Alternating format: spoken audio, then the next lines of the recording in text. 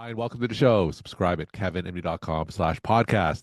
Today, we welcome back Janet Jokela. She's an infectious disease physician and treasurer of the American College of Physicians. Her latest article is Doctors Grounded in Our Oath Must Act Now More Than Ever. Janet, welcome back to the show. Thanks so much, Kevin. Delighted to be here. All right, so tell us what your latest article is about. Yeah, with everything going on in the world today and in our country and all these changes that are, happening, the question is, how do we as individual physicians respond and what do we do? If we are concerned about these things which are happening, how do we decide what to do and what do we do?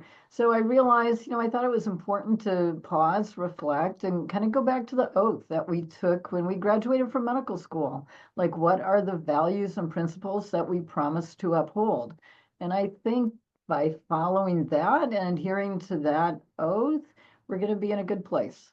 Knowing about these values and principles that we promised to uphold when we graduated from medical school, that can guide our decisions in terms of how we think about these issues and what's important and what may be less important in terms of our core oath. And it can help us decide what we should do and what to do. So Do you feel that there are events in the world that is making physicians, I'm not going to say question their oath, but have to think back as to why they entered medicine in the first place? maybe, not me, but perhaps there are people who, are out there questioning that. But that's sad. I think many, I work with medical students regularly and I see them all the time. And I think many medical students, when they come into medical school and they go through and then they graduate, they're very highly motivated to help others, to take care of the sick, and really to help make the world a better place. And in many ways, that's what our oath tells us and guides us to do. I think the medical students are in that place.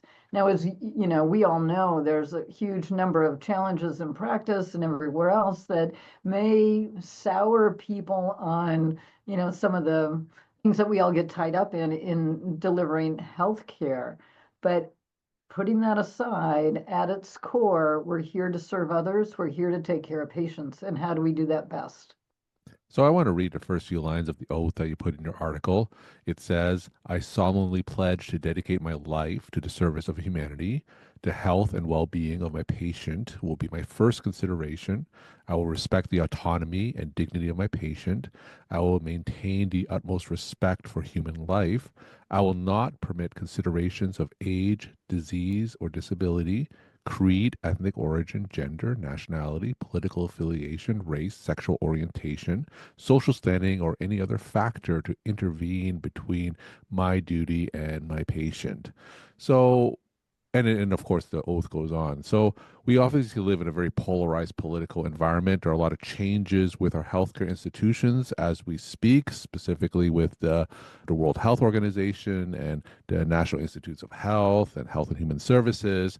So, tell us some of the tensions that you're seeing, the American College of Physicians is seeing between the oath and some of the political changes that's going on with our healthcare institutions.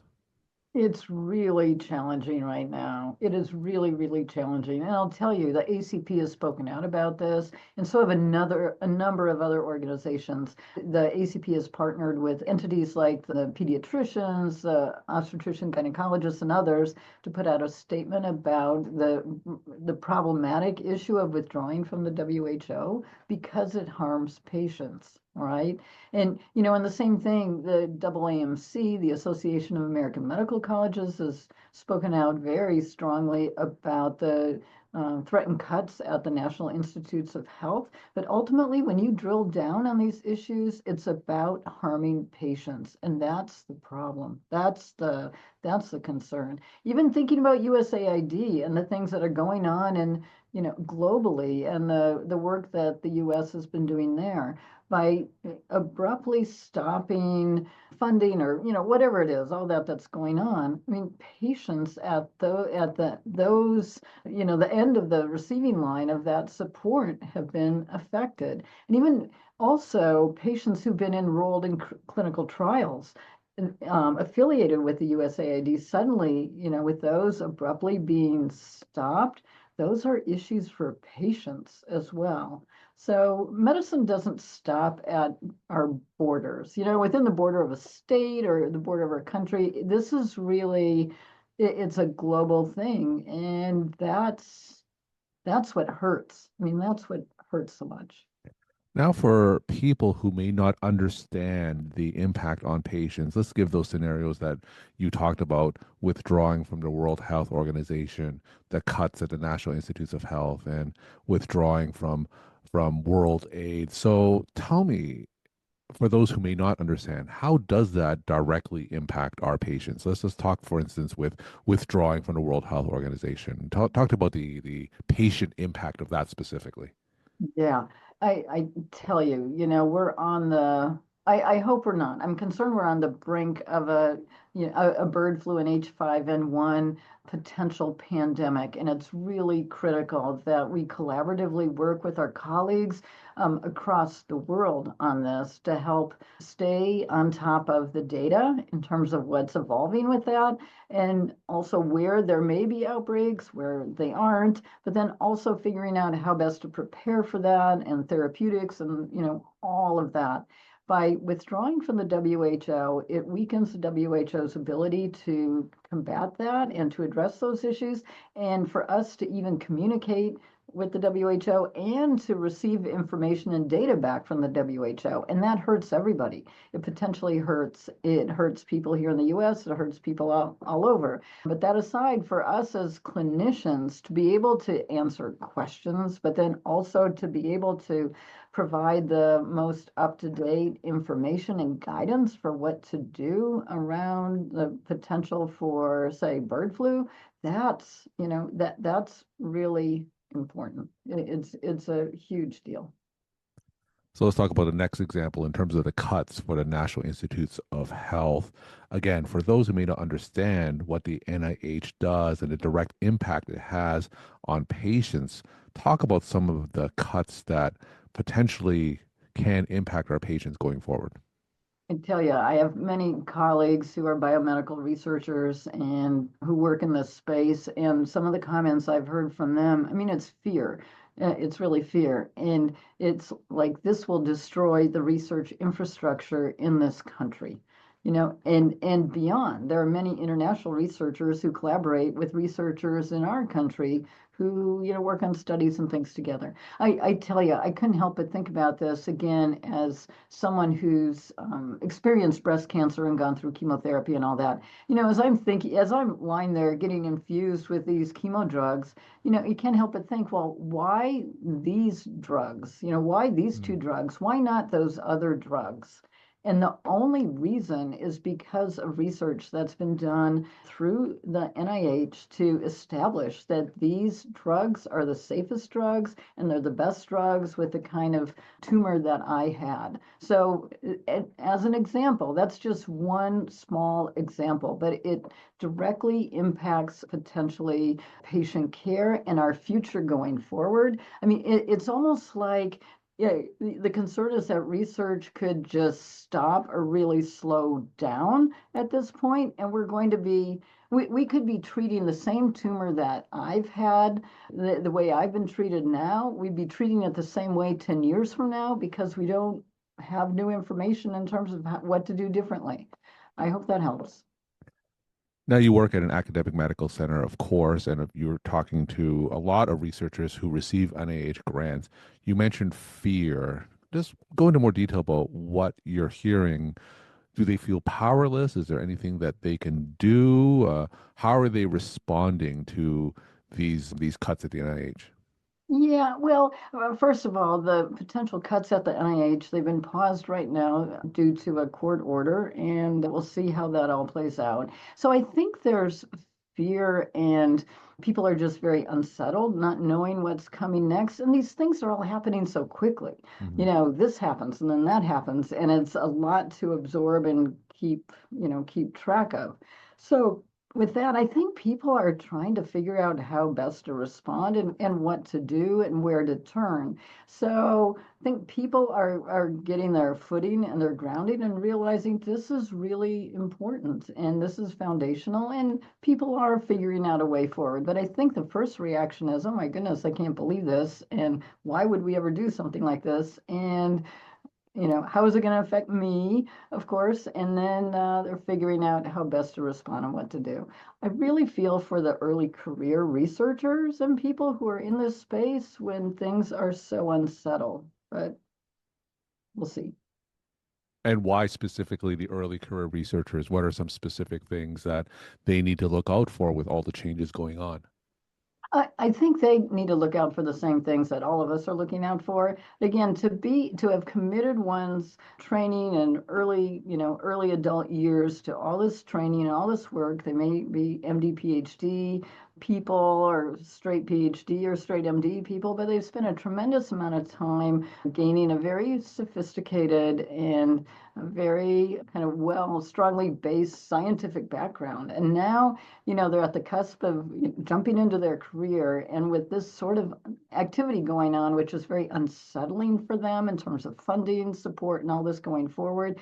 It's almost like I think it could potentially have the feeling of, the rug being pulled out from under them. Mm. Now, that said, we don't know how this is all going to settle out. My hope is for early career and everybody that things will be more settled, and we'll end up in an okay place. But I just feel for them. It's a very unsettling time. And then let's talk, of course, about a third example, the essential shuttering of foreign U.S. aid and all the ramifications of that. So, in the lens of patients' care and the impact of the patients that we care for, how does that affect them? Yeah, well, you think about colleagues that we have who are working overseas and have been working overseas for a long time in this space, and they take care of patients just like we take care of patients. But say for people who are in HIV prevention trials who have undergone certain therapies or treatments, and then now suddenly for that to be stopped and not available to them, it's these patients the patients who have been participating are now left high and dry. And it's like there's nobody for them to go talk to about what's happening. They can't get new medicines. We all know with HIV, when people stop taking their medicines for a week or short periods of time, their viral load will start to rebound, start to see more effects of uncontrolled HIV. It's more likely that the infection can be transmitted to others then under those circumstances, and the whole thing becomes unraveled. So you think about the impact for those individual patients who have trusted us to participate in these trials, and they've done well, to suddenly again have that yanked away, and it's heartbreaking. It's just heartbreaking. Now, how is the American College of Physicians? How are they responding to these flurry of actions? And like you said, it's coming so fast. So, how are Oh, professional organizations like the ACP responding? yeah, yeah, yeah. No, that's a great question. First of all, I think everybody's thinking that, this is a marathon, not a sprint. That said, with all these EOs coming out so, suddenly and so frequently, it does feel like a sprint. But that aside, it's a marathon, not a sprint. I think for individuals, it's important to focus on, specific issues which are important to them and then act accordingly. For the ACP has just updated its website in terms of advocacy and specific actions that they've taken so far. And they've been putting out statements, writing letters, and also working to collaborate with other physician organizations to, again, figure out the best course. So I'm very proud of the ACP and the things that they're working on to do, and think their heart certainly is in the right place. So let's get back to the individual physician and their oath. So with this flurry of news, it seems like every day there's a seismic event that affects our profession and affects the patients that we care for. So what can individual physicians do to reconnect with their oath, to remember why they went into medicine in the first place, to remember their proverbial North Star? Just give us some advice in these kind of unsettling times. Yeah, I think coming back to our North Star, our commitment to our patients is critical. And it's important that we do that independent of executive orders and, other things going on. But just to remain focused on that that's why we are here and that's why we do what we do day in and day out. I think certainly for busy clinicians, it's critical for them to continue to do their day job day in and day out. I mean, our patients need our care, and that's our commitment, and that's where we focus our attention. That said, I think if these other issues are important to an individual clinician, and I think many of them are, once we begin to look at it and recognize the gravity of what the implications of some of these things are, there are a lot of different things that individuals can do. Probably the primary one is to call our congressional representatives. And if we can't reach them, leave a message on voicemail and let them know what your concerns are about whatever the different issues are. So I think that's the primary thing. And the others are things, and some of them I mentioned in the article. We can be an ally to our biomedical researcher colleagues and our public health colleagues. That's important. We can offer moral support to each other. We can do our best to stay abreast of the news, which I think is helpful. That's been one of my approaches. I feel better kind of trying to know what all is going on. At the Mhm. same time, I think there are times you have to take a break from the news. You just can't keep up with all of this. But I think in many ways, like working together with our colleagues is helpful. Some people have talents to do podcasts, for instance, and it's one way to get the news out about whatever may be going on. And others may be writing op-eds, and others may be, again, getting on the phone and calling their congressional representatives. So there's a lot of different ways that I think we can come together to address the concerns that any number of us may have. We're talking to Janet Jokela. She's an infectious disease physician and treasurer of the American College of Physicians. Today's Kevin MD article is Doctors Grounded in Our Oath Must Act Now More Than Ever. Janet, as always, let's end with some take home messages that you want to leave with the Kevin MD audience. Sure. Thank you, Kevin. Again, we've all been given gifts and talents of various sorts, and it's up to us to put them to good use. And by adhering to our oath and the principles that we agreed to in our oath when we graduated from medical school, we will land in a good place and we will do the next right thing, which is what's so important to do, especially in these uncertain times. Thanks so much. Janet, as always, thank you so much for sharing your perspective and insight. And thanks again for coming back on the show. Thank you so much. Delighted to be here.